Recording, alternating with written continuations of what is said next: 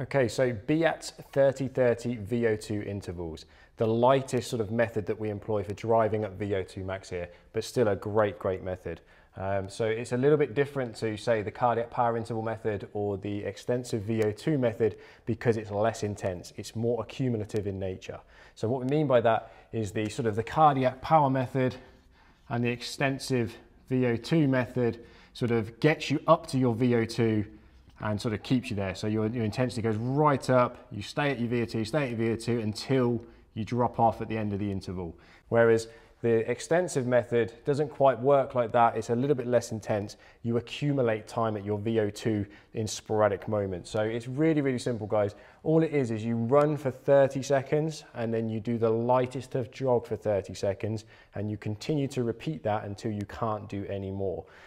What I would say though is for this method, ideally you need to know your velocity at VO2 max. So you will need to do something called a 6-minute modified Cooper test, where you run as far as you can, as far as you possibly can in 6 minutes, and you divide the distance by the time. So for example, if I covered 1600 meters in 6 minutes, I would divide that by 360 seconds, which is obviously 6 minutes, and then that would give me my meters per second. So I think that off the top of my head, that is 4.44 meters per second, and you would then convert that into kilometers per hour if you're on the treadmill or you like working the speed, or pace, so something like 3 minutes 45 minutes per kilometer. That is the speed that you need to be running at for the 30 seconds on, and then you do the lightest of jogs for 30 seconds off, and you continue until failure, so you can't do any more. So roughly speaking, anywhere between sort of 18 and 25 is a really good point, but obviously you'll probably start off and hit 18 the first time you do it, and then if you do it for 4 weeks, you're probably looking at sort of hitting 25 because you're going to demonstrate improvement and improve your power output at that point.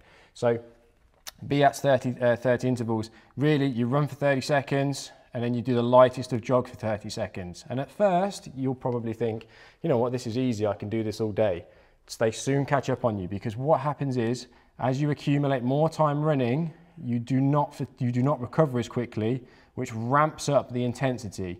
So each run, you run a bit more, your heart rate goes up a little bit more, and you recover. It doesn't come down as much, sorry. And you keep going, and you keep going, and you'll eventually hit that point at which you attain your VO2 max, and then you'll quickly start to drop off from there. And obviously that's why these are such a good method, is because they don't absolutely kill you like a VO2 or cardiac power interval can, but you do accumulate time at your VO2, which is what the name of the game is, so you drive up improvements from there. So roughly speaking, if you're a beginner, you would start with 30-30 intervals, probably twice a week, spaced 2 to 4 days apart. If you're sort of more experienced than that, you can absolutely pair this method up with one of the cardiac power or the extensive VO2 methods, because it allows you to obviously really ramp your VO2 up in this method, and then you can supplement with the 30-30. And if you're really advanced, then you may want to go with sort of using the cardiac power or the extensive VO2s twice a week if you can absolutely handle that. But that's why they're brilliant, because they're so versatile, they're accumulative, and obviously they do yield fantastic results. So again, really good method, guys, and one that we use a lot here.